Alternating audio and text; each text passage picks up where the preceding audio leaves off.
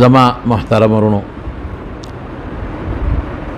ممکن ده چې د رمضان میاشت رب العالمین په مونږ باندې په عافیت او په خیر باندې تیر کړي. الله پاک دې زمونږ د ټولو مسلمانانو روزې قبول کړي او رب العالمین دې د ټولو عبادتونه قبول کړي. خپل اوریدونکو ته او لیدونکو دوستانو ته د اختر د شپې په مناسبت باندې یو اسلامي او دینی پیغام ورکول غواړم. عموما چې کله د اختر میاش ولیدي شي نو زموږ عام خلک ډدې شروع کړي او بس هر سړی د کوټې چت ته خیږي، که چا سره تماچه دی او که چا سره ټوپک دی او که چا سره کلاشنکوف دی، او دا یو خپل فخر محسوسوي او ډدې ټوله دنیا خبر کې. دا په شریعت کې لوی جرم دی او ډېره لویه ګناه ده.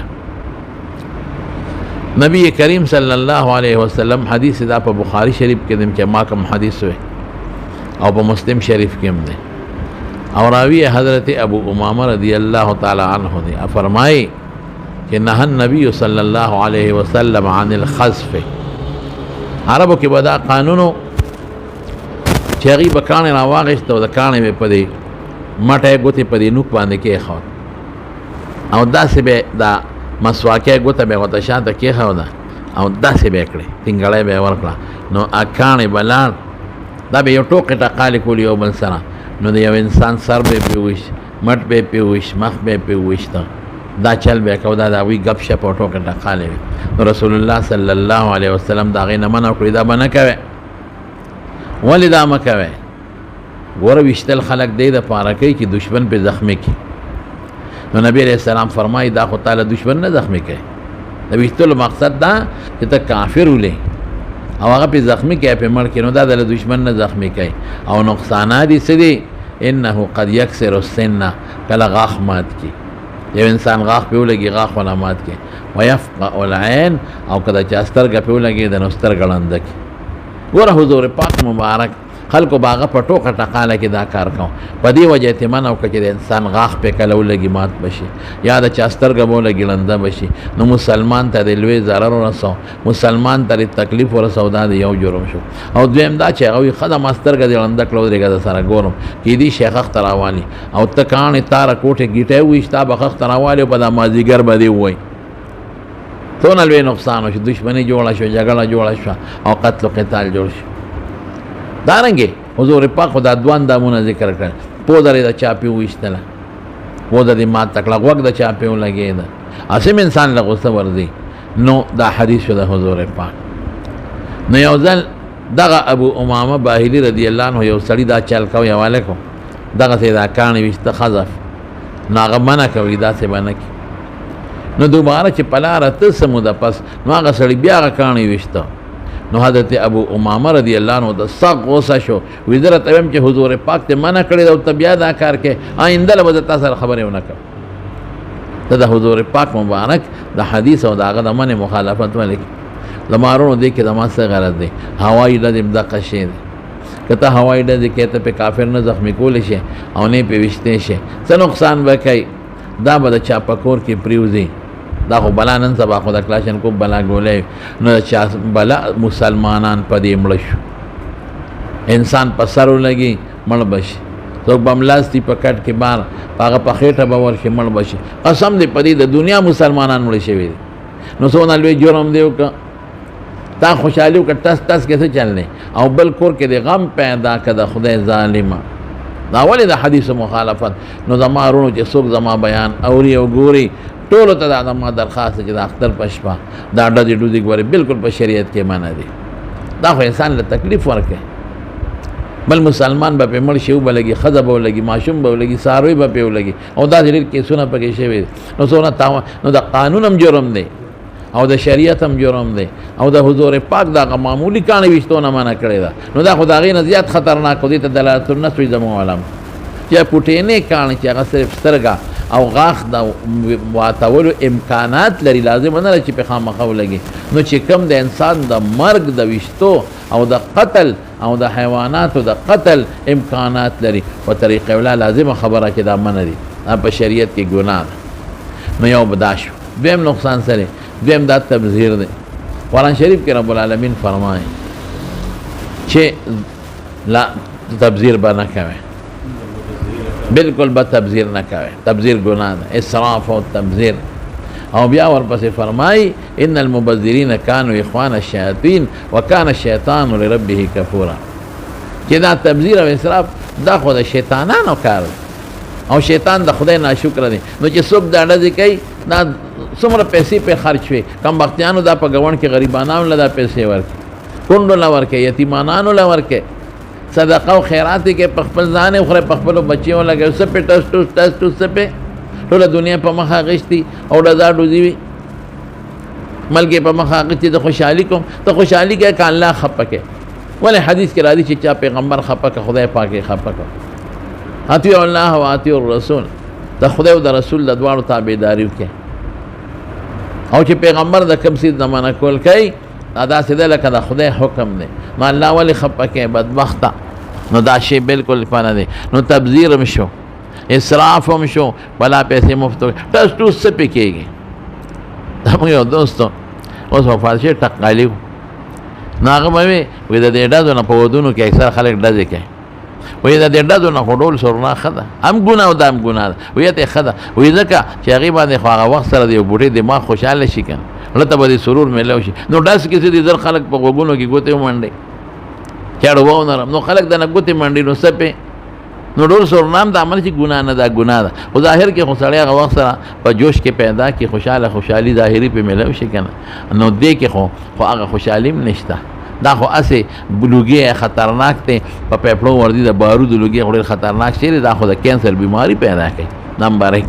او نمبر 2 څه د خلکو د غوږونو پردې وشلی، ډېر خلک پټاخې خلاصوي، دا هم جرم دی، ګناه ده. پټاخې خو زیات نقصان دی. ولې د چا خپله به لاړ شي د زنانه یا د نور چا جامې به پرې وسوځېږي، مسلمان پرې. زموږ یو دوست دی هغه خوا کې چا پټاخه خلاصه کړې وه، ډېره مو د هغه وخت کونو غریب بلا پیسې پرې ولګولې. نو د مسلمان قدر احترام به کوې، تبذیر او دې کې بلا پیسې بې ځایه لګي دا بالکل به نه کوې. نو دا زما پیغام دی ټولو مسلمانانو ته چې څه اختر په شپه دا ډزې ډوزې بالکل ګناه ده او جرم دی او ناروا دي. د دې رمضان ساتي دا به بالکل نه کوي. دویم څه دی؟ دویم په دې کې په ابن ماجه کې یو حدیث شته، حدیث ضعیف دی، کمزور دی، بلکې بعض علما هغه حدیث ته موضوعي وایي.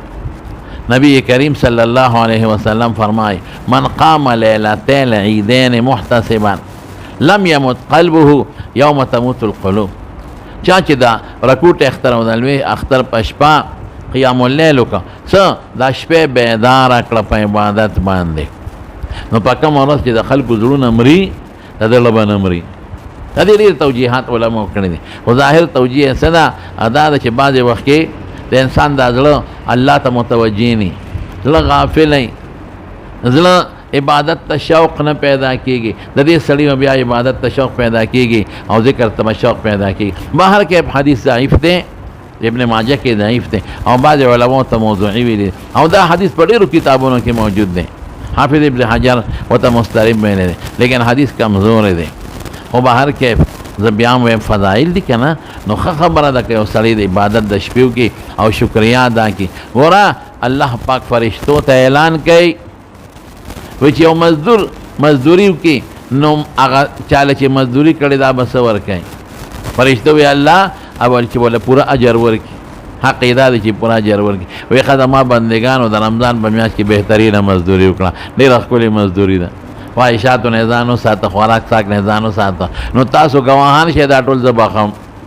نو د خدای بندګانو دا خو اخري شپه ده، خدای ته جړا پکار ده، زاري پکار ده چې یا الله که د رمضان په دې روژو کې موږ نه خطا شوي وي راته معاف. الله که د چا غیبت کړي د چا مو اورېدلي هغې مو بخه مونږ مو بخه. الله که چاته ضرر رسولي په ژبه یا په لاس هغې مو بخه مونږ مو بخه. الله که زموږ نه کوتاهي شوي په عباداتو کې الله تې راله پوره کا. خدای ستا قدرت په هر چا حاوي دی. نو دا خدای ته جړا نو چې ته ډزې ډوزې کوې نو دا خو ته الله خفه کوې که نه؟ الله د رسول نافرماني ده، په دې خو الله خفه کېږي. نو د اختر په شپه عبادت پکار دی، ذکر پکار دی، درود شریف ووایې، دا د اختر د شپې دی. او دا دوه اخترونه چې دی حضرت انس رضی الله تعالی عنه فرمایي وی دا زمونږ د جاهلیت په زمانه کې به خلکو د اختر پر خشته جامې چول او بهر به ووتل او خوشحالي به یې کول، هر چا به خپلې خوشحالۍ کول. وی چې نبی کریم صلی الله علیه وسلم مدینه منورې ته تشریف راوړ نو خلکو ته وی څه کوې؟ 2 ورځې به په کال کې خلکو اختر کو. وی دا زمونږ د خوشحالۍ ورځې دي، پخوا نه زمونږ د پلار د نیکونو یو رواج را روان دی. په دې 2 ورځو کې مونږ خشته جامې چو چې را چاوس کېږي، باروزو خوشحالي کوو، زبادي اسونه به ځغلول، خوشحالي به یې کوله. نو نبی علیہ السلام مبارک وفرمایل چې الله پاک تاسو له دا دواړه اخترونه په بهترینو 2 اخترونو بدل کړل. قد ابدلهما الله دا دواړه بدل کړل په بهتر د دې دواړو نه. هغه څه شی دی؟ هغه بهتر ادا چې یو د رمضان د روزو نه پس اختر دی. وردا سونه بهتر دی. ولی بهتر دی؟ دا خوشحالي ده په دې چې شکر الحمدلله چې الله مال توفیق راکړ، ما د رمضان روزي ونیول او عبادت مې وکړه. او بل د قربانۍ هم خوشحالي ده، شکر دی خدای دې یو بهترې قربانۍ طاقت او توفیق ته رانه راکړي. او الله زمونږ شکر دی، زمونږ د نیکه د ابراهیم او د اسماعیل اسلام قرباني دی الله پاک هغوی ته د ګډ په شکل کې قبوله کړې، هغه مونږ هم کوو. دا دعا نو د اختر ګوره الله پاک څونه مهربانه دی. هغه رسم و رواج را خدای په عبادت بدل کړ، هغه رسم و رواج هغه را الله پاک په خپل تقرب او په نیکو او پاجرونو باندې بدل کړ. نو خوشحالي به اختر پر ورځ به صحابه خوشحالي کوله، ماشومانو جنکو به تنبلونه وال وړو جنکو او سندرې به یې والې. او عایشې صدیقې رضی الله تعالی عنها فرمایي و یو ځل د اختر پر ورځ وه او حبشیانو د جومات هغه حصه چې دا مونځ پکې نه کېږي، یو د جومات هغه حصه چې خلک مونځ کوي، یو د جومات هغه حصه چې مونځ نه کېږي، هغې کې د حبشیانو په نیزه‌بازي کوله، جهادي ټریننګ یې کول، لوبې ټقال یې کول. نو راغ ماته نبي اسلام وفرمایل عایشې راشه ورته وګوره کنه. نو حضور پاک راته په دروازه کې ولاړو پاچوندې کې د هغې د ما د اذنه د هغې په مبارکه اوږه باندې کېښود او د هغه د هغوی مبارک د غوږ او د اوږې په منځ کې مې حبشیانو ته کتل، هغې لوبې کړه. ډېر ساعت مې ورته کتل، ما ته بس دې مړه شوې مې چې ښځه نو ګوره دا د هغې پکې دا کارونه کړي. نو اختر د ښکلې جامې اعلی دا سنت دی، نوې بهتر دی، او که نوې نه نو زړې د سالک ځان له وویني.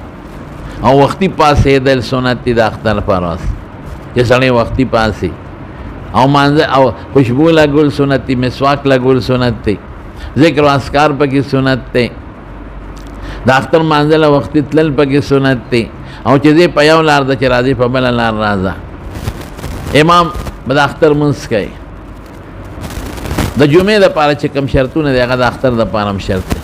صرف دومره چې د جمعې خطبه دا مخکې د مانځه نه د اختر خطبه، د مانځه نه وروسته د اختر خطبه سنت هم رسول الله صلی الله علیه وسلم به ښځو بیبیانو ته مې زنانو ته چې وځي مانځه نه او پړونې واچوي. نو هرې ښځې سره خو د الله رسوله پړونې غریبي وه، بلې نه دې وغواړي، بله دې وله پړونې ورکړي وځي. نو هغه زمانه کې خو نبي علیه السلام مبارک وفرمایل تقریر به واوري، مسلمانان اجتماعي دعا کوي کې به شرکت وکړي. دې زمانه کې علماء د ښځو وتل منع کړي دي ځکه زمانه د فتنې ده او سړي به وځي. او بهتره دا ده چې د کلي نه بار وځي د اختر د مانځه نه، بلکې دور مختار لیکلي دي زموږ فقهاو چې بغیر د ضرورت نه د کلي په جومات کې د اختر مونځ مکروه دی، تحریمي مکروه، او که عذر بیا بنده کولی شي بار وته. او که بهر ځای نن سبا نشته دی، اکثر ختم شوی دی، او یا د چا دشمني و بار وتی نه شي یا باران بل عذر، نو بیا خیر دی د خپلې محلې په جومات کې هم کولی شي. نو ځان له خشته جامې او دغه شپه الله ته بازارو په عبادت تېره کې چې الله پاک راضي شي او رب العالمین خوشحاله شي. او د ډزو نه مکمل پرهیز کوو انشاءالله. او د اختر مانځله چې دي چې کوم احتیاطي تدابیر دي زموږ علماء مونږ ته ویلي دي، حکومت هم ویلي دي، ځکه د نبي رسول زمانه ده. نو مونږ له پکار چې مونږ د هغه احتیاطي تدابیر هم خیال وساتو. الله پاک دې د اختر په مونږ بار بار راولي. یو عید ورته ولې وایي؟ د دې ډېرې وجې علماء لیکلي دي. یو دا چې د حسن تفاعل دی چې الله بیا عود واپس یې کړي، الله په مونږ بیا را عود به پکې خلکو لوګې کول. بعضې علما د دې وجې نه عید ورته ویلې کېږي، یا نورې وجې هم شته دی. الله دې په مونږ بار بار راولي او د رمضان د روژې دې رب العالمین په مونږ قبول کړي. او کوم وروڼه چې مسافر دي الله د په هغوی ډېر خفه کېږم. په سعودي کې دي، دوبۍ کې دي، اماراتو کې، قطر، عمان، بحرین، کویت او دارنګې د یورپ ممالک هغې کې دي په امریکا برطانیه کې مزدورو له غریبانان تلي افریقي ممالک و ترکیې وغیره ته نور او چاینا ډېرو ته تلي نو خواران اختر خپلو بچو سره خوانه کوي هغې به د بچو نه لري مزدورو له خواران ته هغې له د خدای برکتونه او خیریتونه ورکړي او الله دې ورته سفر مشکلات آسان کړي چې کوم بیماران دي الله دې ورله شفا ورکړي واخر دعوانا ان الحمد لله رب العالمین